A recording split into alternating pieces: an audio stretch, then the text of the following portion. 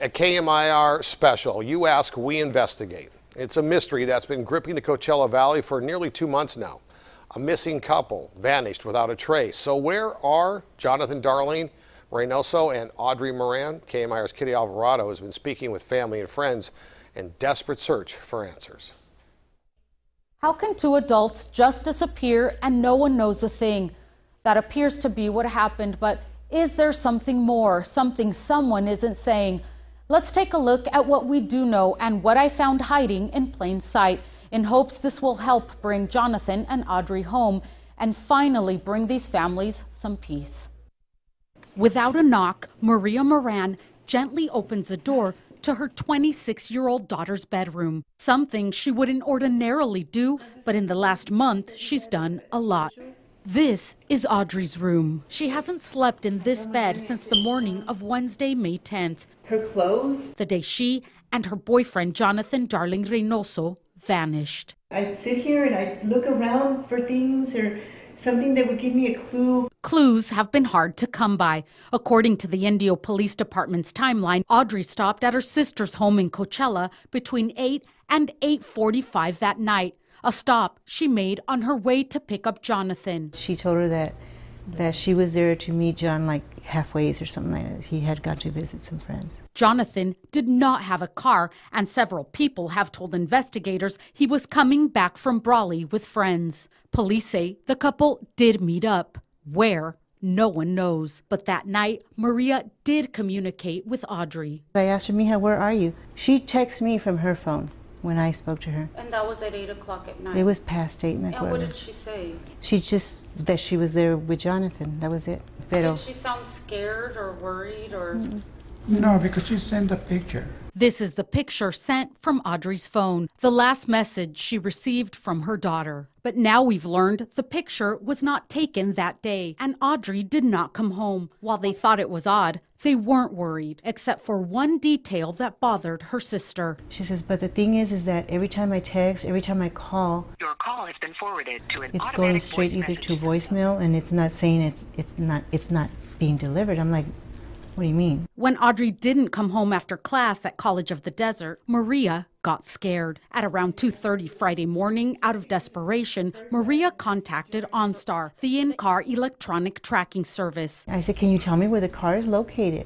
They couldn't tell me. She says, you have to file a report with the police department. Then they made a call they never imagined they would make, calling the Indio Police Department to file a missing persons report. And they came in, did the missing report, and then they called them. And that's when they found the car in Beaumont. It was locked, empty, and parked on the side of the 10 freeway. Showed no signs of struggle or an attack. Investigators told the family's dogs picked up their scent 50 feet into a field. That disappeared too. Hundreds of miles away in Alabama, Myra Torres, Jonathan's mother, gets a phone call, one she never thought she'd receive. Her 28-year-old son is missing. She packed the laundry she was folding and began her search for Jonathan and Audrey. When I came out here, I didn't expect for it to be this long. Life's been put on hold. It's been almost 2 months since his disappearance. Time feels like the enemy. Things vanish. People forget. Stories change. And it's just another day of more rumors to be added. She's run through every scenario in her head. She doesn't believe Jonathan was ever in Brawley. Unless you're flying, unless you have something that's really quick, how the heck did you make it to Brawley and back? So no. She says he ordered pizza from Domino's. It should have been delivered around 6 the night he disappeared. Investigators also say Audrey's phone never used cell towers outside the valley and has not been active since May 10th at midnight. All communications from both phones has stopped. Something their friends and family find troubling since they were both active on social media. But there is one thing. Social media has opened the door to another world. A world of people slightly familiar and strangers. This one man's been making comments, and I'm like, I've seen this name. Someone had iMessaged me the beginning of June. And she says, you know, this is weird, this person, what he's saying.